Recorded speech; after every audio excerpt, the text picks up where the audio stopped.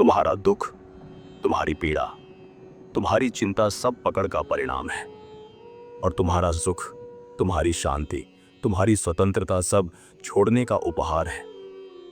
आज मैं तुमसे इसी रहस्य की बात करने आया हूं। छोड़ दो, सब अपने आप ठीक हो जाएगा।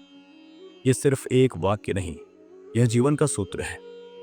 अगर इसे समझ लिया तो जीवन में कोई समस्या बड़ी नहीं रहेगी, क्योंकि समस्या पकड़ से पैदा होती है और समाधान छोड़ने से आता है।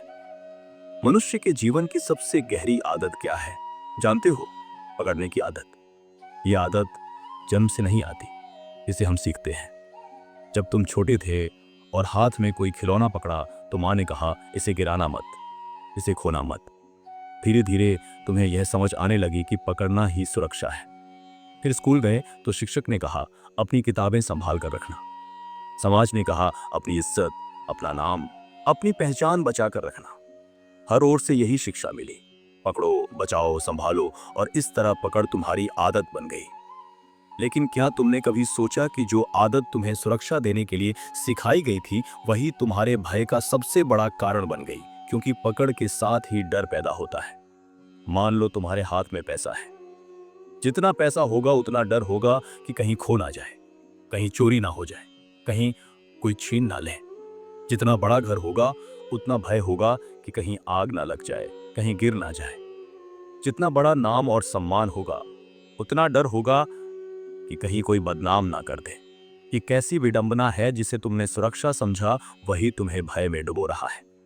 पकड़ने का स्वभाव ही ऐसा है, जैसे ही तुम किसी चीज को पकड़ते हो उसी क्षण खोने का भय पैदा हो जाता है। और यही भय तुम्हारे जीवन की अशांति है। तुम चैन से सो नहीं पाते, क्योंकि भीतर एक अदृश्य चिंता चल रही होती है। अगर यह चीज मेरे हाथ से निकल गई तो? देखो बच्चा, जब खिलौना पकड़ता है तो उसकी मुट्ठी कसी रहती है, और जब खिलौना छूट जाता है तो वह रोने लगता है। तुम सोचते हो कि बच्चा बड़ा होकर समझदार हो जाएगा, लेकिन सच यह है कि वही बच्चा बड़ा होकर भी वही करता है।